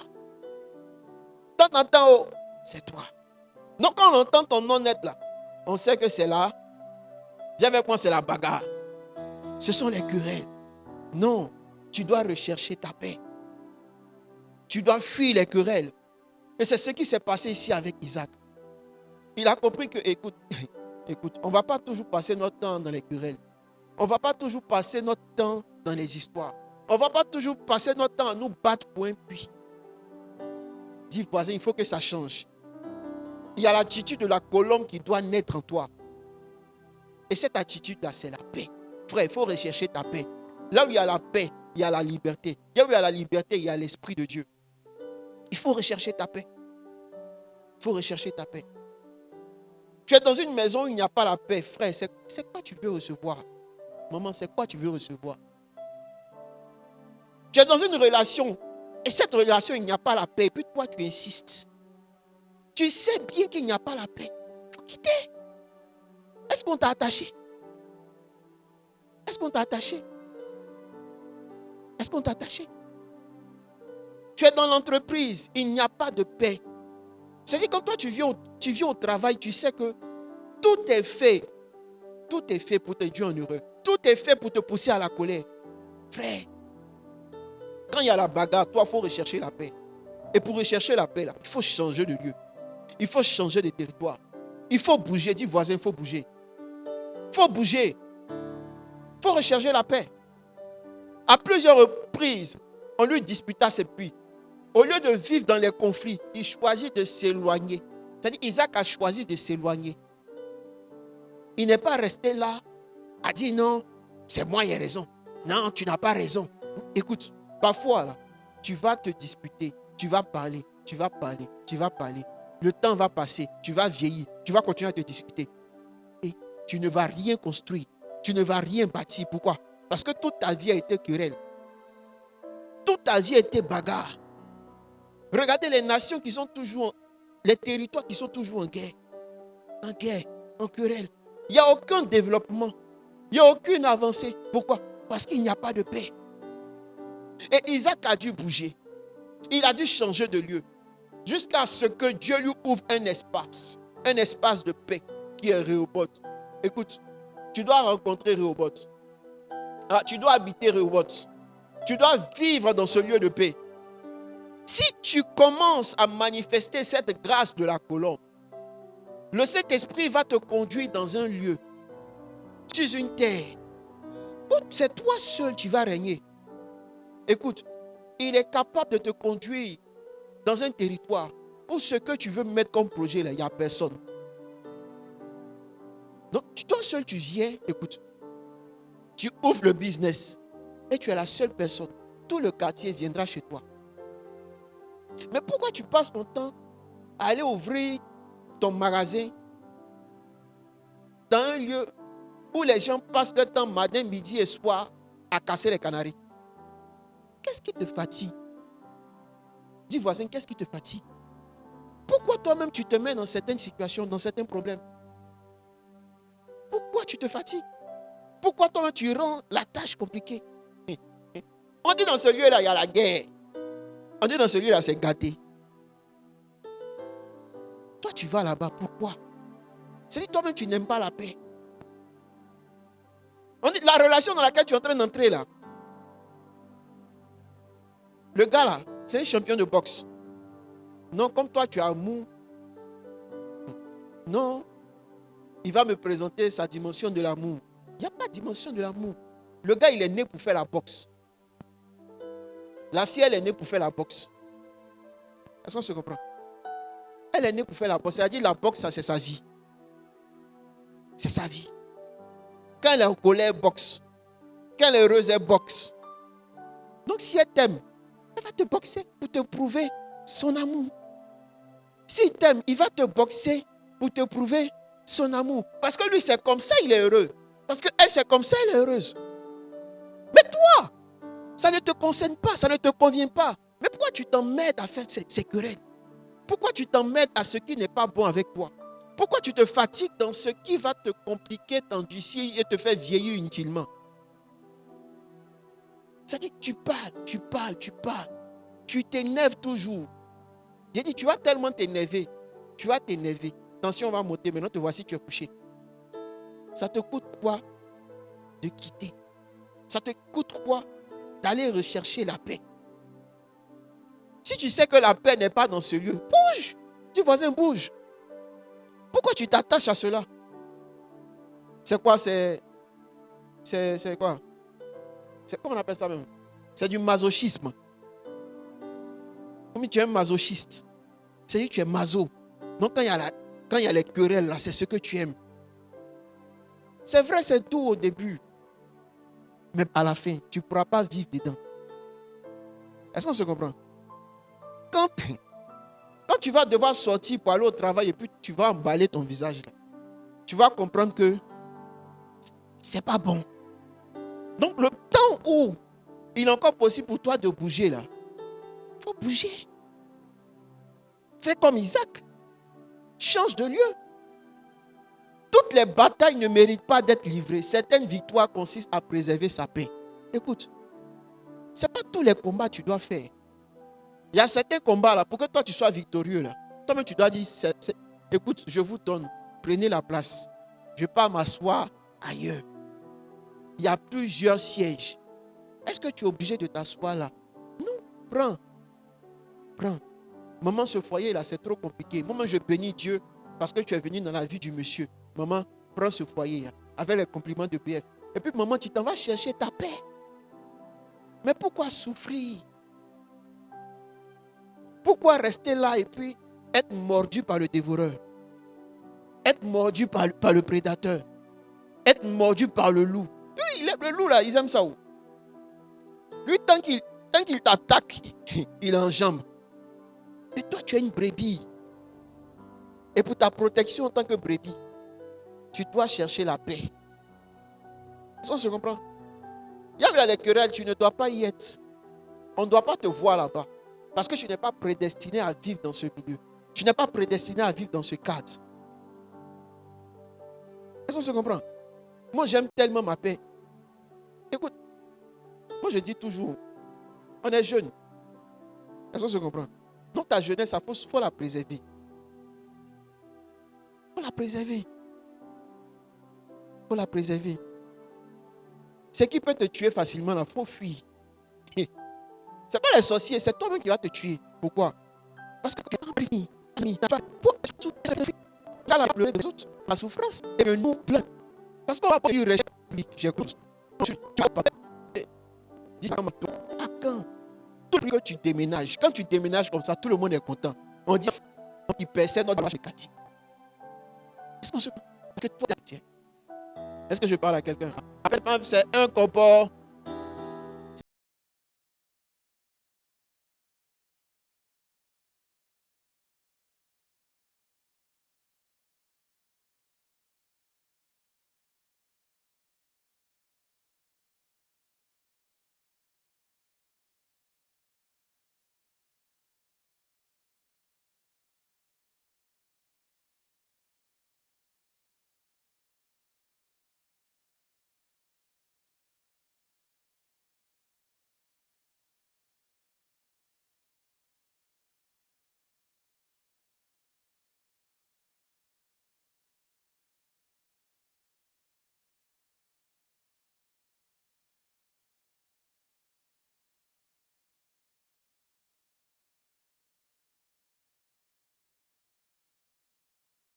C'est un comportement, et puis ce comportement, il faut le manifester. Ça ne doit pas rester que dans la bouche. C'est-à-dire, on doit voir ta paix là, par les faits. Parce que tu vas commencer à manifester. Parce que tu vas commencer à établir.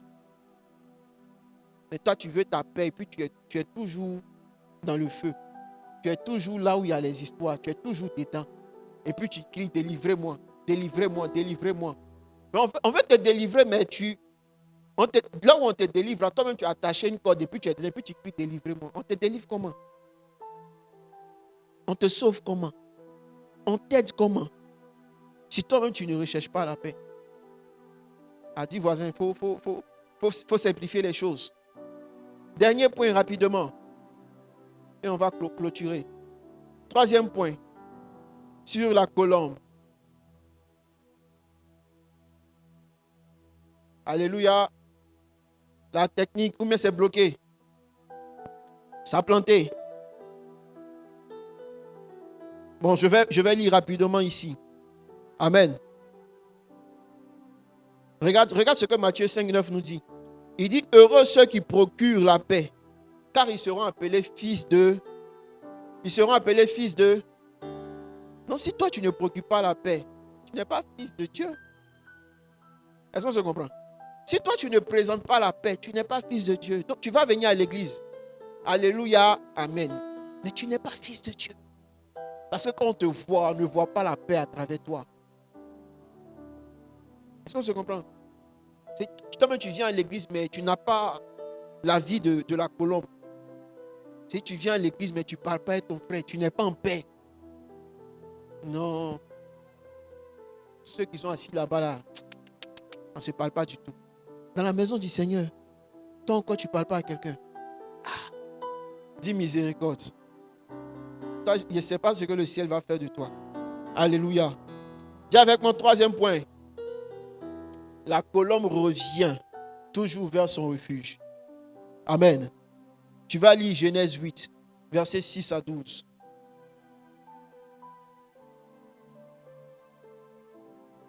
Genèse 8, versets 6 à 12. Genèse 8, 6. Oui.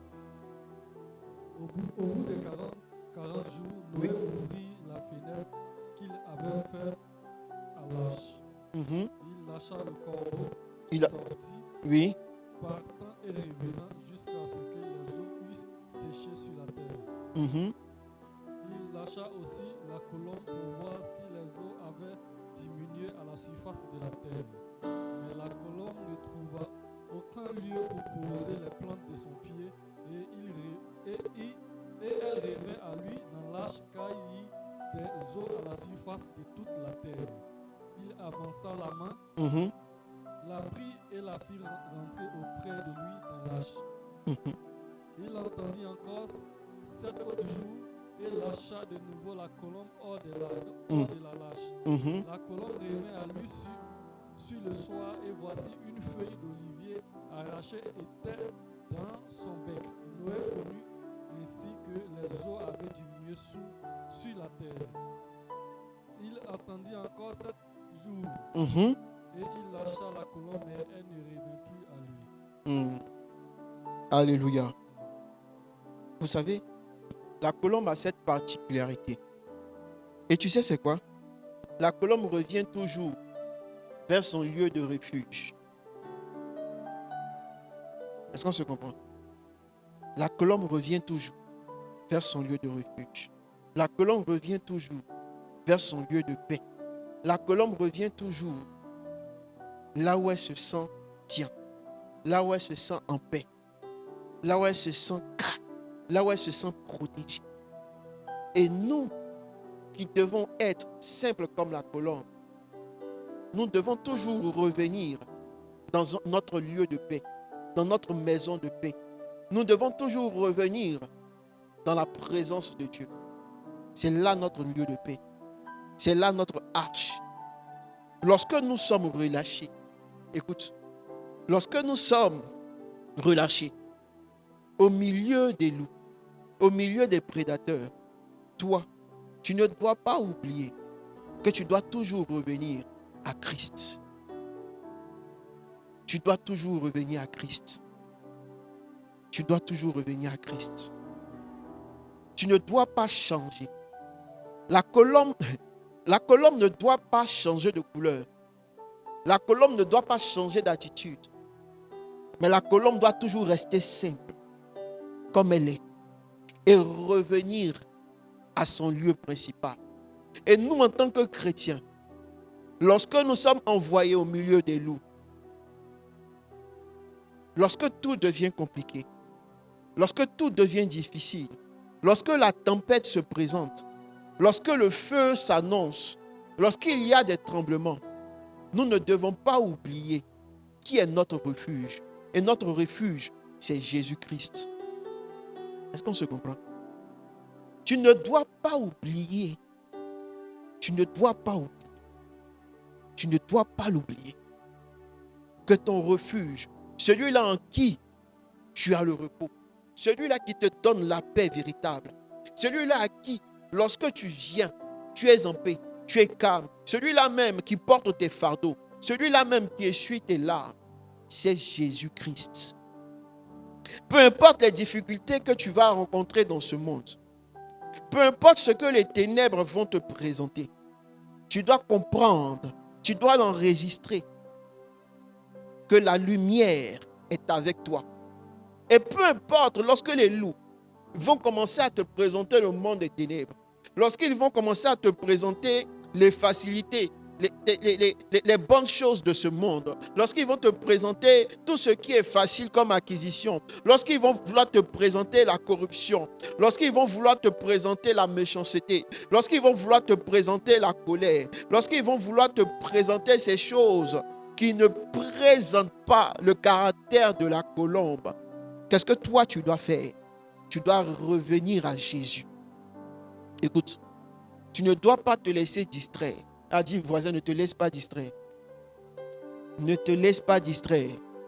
Parce que les personnes du monde, les hommes spirituels de ce monde, écoute, ils en veulent à ta vie. Et si toi, tu n'as pas Jésus, si tu n'as pas Jésus, tu ne pourras pas survivre. Tu ne pourras pas survivre parmi ces prédateurs.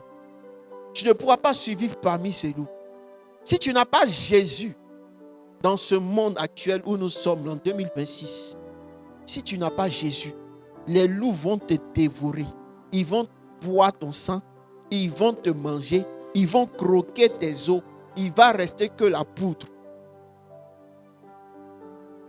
Si tu laisses, c'est-à-dire tu peux venir à l'église. Tu peux venir à l'église. Tu peux ne pas venir à l'église. Mais ton affaire de Jésus, il ne faut pas laisser. Dis voisin, il ne faut pas laisser. Peu importe la situation, toi, il faut revenir à Christ. Reviens toujours vers lui. Reviens toujours dans sa présence. Reviens toujours en intimité. Peu importe ce que le monde, peu importe les offenses que tu vas recevoir, frère, toi, reviens dans sa présence. Lorsque tu sors le matin, lorsque tu quittes la maison, les loups vont te tenter. Ils vont te présenter des choses. Ils vont te présenter des situations. Ils vont te pousser même à aller contre la volonté de Dieu. Écoute, même lorsque tu vas aller contre la volonté et tu vas commencer à regretter, ne reste pas. Ne reste pas dans ce qui était mauvais. Ne reste pas dans ce qui n'était pas bon. Ne reste pas dans ce qui était contre la volonté de Dieu. Écoute, reviens à Jésus. Reviens à Jésus. Dis voisin, reviens à Jésus. Peu importe ce que le monde t'a fait, peu importe ce que tes amis t'ont fait, peu importe si tu as été battu dans ton foyer, si tu as été trompé dans ta maison, peu importe si tu as été abandonné dans tes projets, ils t'ont volé, ils t'ont dupé, ils t'ont tout fait. Toi, reviens à Jésus. Parce que c'est lui notre repos. C'est lui notre refuge. Écoute, en tant que chrétien, on n'a pas parrain. On n'a pas sponsor. On n'a pas sponsor dans ce monde. Notre seul sponsor, c'est-à-dire notre assurance, tout risque, 100%, c'est Jésus. C'est Jésus. Tu peux être dans rang bas, tu vas m'appeler, mon portable ne va pas passer, c'est déchargé. Tu vas appeler ton parent multimilliardaire, il n'est pas là. Tu vas appeler tes CP sont en train de ronfler. Mais à quelqu'un, là, sa porte n'est jamais fermée. Ses fenêtres ne sont jamais fermées. La batterie de son téléphone là n'est jamais déchargée. Cette personne-là, c'est Jésus. C'est Jésus. A dit c'est Jésus. C'est Jésus-Christ. Si tu veux survivre spirituellement dans ce monde, il te faut l'accepter. Il te faut marcher avec Jésus. Non, il te faut marcher avec Jésus. Le but du diable dans ces derniers temps, c'est de vous corrompre, de corrompre la jeunesse, de distraire la jeunesse. Regarde un peu la distraction. Regarde un peu le niveau de distraction. Et puis, il te distrait, et puis, c'est fini. Et quand c'est fini, quand tu n'as pas eu le temps de revenir au Père, quand tu n'as pas eu le temps de revenir à ta véritable identité, c'est fini. C'est fini. C'est fini. Ça dit, c'est fini comme ça. Toi, ta vie, c'est fini. Ton passage est fini. Ton passage est fini. Tu as été dupé. Tu as été corrompu. C'est ce que le diable veut faire. Corrompre la jeunesse. Corrompre la jeunesse. Aujourd'hui, là, il ne s'attaque plus aux vieux, c'est les jeunes. Parce qu'il sait que les vieux, là, ils sont déjà vendus. Il s'attaque à la jeunesse maintenant. Pourquoi? Parce que le diable sait, écoute, le diable sait ce qui est bon. Quand il sait que quelque chose est bon, là, il est le premier même qui veut empêcher cette chose d'avancer. Le diable connaît ton étoile. Il voit ton étoile briller. Écoute, ce n'est pas toi seul qui vois ton étoile. Genre, il y a une étoile qui brille. Moi, écoute, lui aussi, il voit. Et puis ton étoile, il a besoin de ton étoile. Pourquoi? Parce qu'il veut atteindre ta destinée. Il y a des projets, amen. Il y a des projets que l'ennemi monte dans le secret, dans leur lieu secret, dans le but de t'empêcher d'avancer. Quand tu entends ces choses, j'ai eu à donner dans la prédication, toi, ne combats pas. Ne combats pas. Ne combats pas. Lorsque tu fuis, tu reviens à Jésus. Normalement, fuis. Ce n'est pas quitter simplement. Non. Lorsque tu fuis, tu reviens à Jésus. C'est-à-dire, je quitte ce lieu, je fuis ce monde et je reviens à Jésus. Je viens à Jésus, pourquoi? Parce que Jésus doit me ressourcer. Jésus doit me former davantage. Jésus doit m'aiguiser davantage. Pourquoi? Parce qu'il y a une destinée qui doit s'accomplir. Est-ce qu'on se comprend? Est-ce qu'on se comprend? C'est ça le but. C'est ça le but de notre marche chrétienne. Les loups, là, vous allez les rencontrer sur tous les plans. Tu as rencontré des loups skinny, tu as rencontré des loups à poutou. Tu as rencontré des loups avec des abdos. Est-ce qu'on se comprend? C'est-à-dire, tu as rencontré des loups que toi-même tu aimes. Ce sont des loups choux. Tu vas même les donner des noms de caresses. Est-ce qu'on se comprend? Oui, tu donnes des noms de caresses même à tes loups.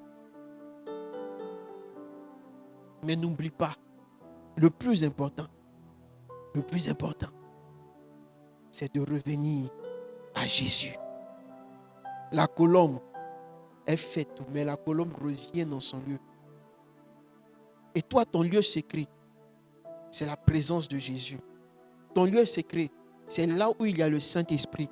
Ton lieu secret, c'est là où il y a la gloire de Dieu. Tu veux survivre spirituellement. Tu ne veux pas perdre ta vie spirituelle, frère. Si tu veux faire toutes sortes de libations, mais il faut rester connecté à Jésus. Fais toutes sortes d'actions prophétiques, mais reste connecté à... Parce que c'est son nom qui sauve. Est-ce qu'on se comprend? Ce n'est pas le nom de Sostème, ça ne va rien créer là-bas. Donc, il ne faut même pas t'amuser. Il ne faut pas t'amuser à aller dire un jour le Dieu de Papa Spirituel. Non, hein? Non, hein? C'est un Dieu qui aime le chocolat. Est-ce qu'on se comprend? Est-ce qu'on se comprend? Non, il ne faut pas t'amuser à les choses. Tu veux invoquer un nom. Invoque le nom de l'Éternel. Tu sais que ça ne va pas. Reviens à Christ. Reviens à Jésus. Si tu sais qu'on te donne plein de coups de poing, quitte ce foyer, puis reviens à Jésus, puis viens chercher Dieu. Dis, Seigneur, montre-moi. Ou bien c'est mon attitude qui fait qu'on me frappe toujours. C'est mon mauvais cœur qui me pousse à faire des bagarres. Saint-Esprit, rends mon cœur pur et que mon esprit soit totalement disposé à te recevoir davantage. Est-ce qu'on se comprend? Si on se comprend, on fait comme ça. Que Dieu vous bénisse. Que la grâce et la faveur de l'Éternel soient sur vos vies. Et je prie que le Saint-Esprit vous accompagne, que le Saint-Esprit vous guide, que le Saint-Esprit vous garde. Soyez prudents comme le serpent et simples comme la colombe.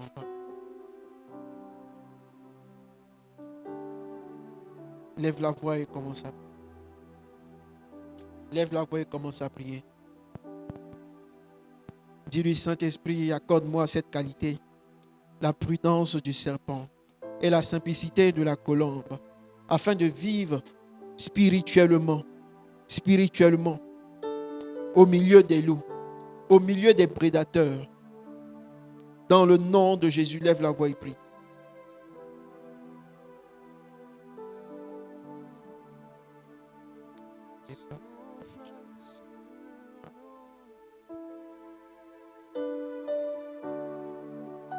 Oh, oh.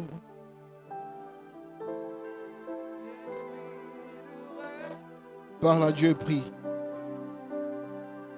Que la prudence du serpent protège ton intelligence. Que la simplicité de la colombe protège ton cœur. Les bras, Shabbat et les bros. Lève la voix et prie. Lève la voix et prie. Lève la voix et prie. Oh, oh, oh, oh. Esprit de Dieu, souffle sur nous. Esprit de Dieu, souffle sur nous. Souffle sur nous. Esprit de Dieu, souffle sur nous. Esprit de Dieu, souffle sur nous. La prudence du serpent ce soir. Souffle sur nous la simplicité de la colombe, afin que nous puissions vivre spirituellement au milieu des loups et des prédateurs. Esprit de Dieu, souffle sur nous une nouvelle dimension.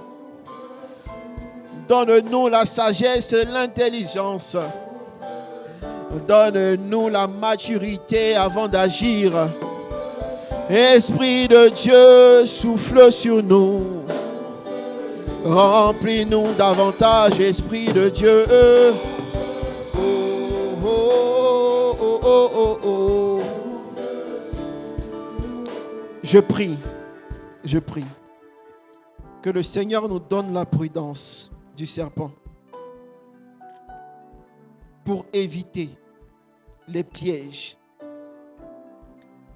pour éviter les attaques, pour éviter les tentations. Que le Seigneur nous accorde la simplicité de la colombe afin de refléter sa sainteté, afin de refléter sa pureté, afin que nous demeurions protégés sous la couverture du Saint-Esprit. Dans le nom de Jésus le Christ, notre Seigneur, je veux entendre le peuple de Dieu donner 3 puissants Amen, Amen, Amen et Amen. Da, da, da. Esprit de Dieu, nous te le demandons. Toi qui as ton offrande, tu vas apporter ton offrande. Apporte ton offrande. Que les offrandes soient bénies. Que les offrandes soient bénies dans le nom de Jésus-Christ, notre Seigneur. Alléluia. Alléluia. Acclame puissamment Jésus.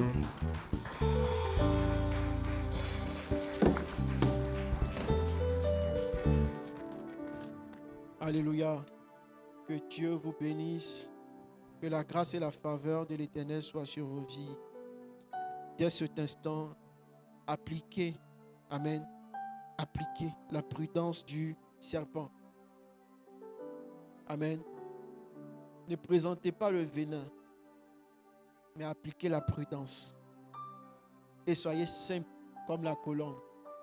Ne vous mélangez pas. Ne soyez pas comme eux. Ne faites pas comme eux. Soyez simples. Tel que vous êtes, soyez simples.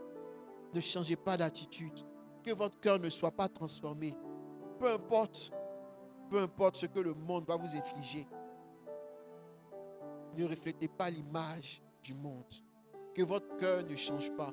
Que votre cœur demeure pur. Amen. Que votre cœur demeure pur.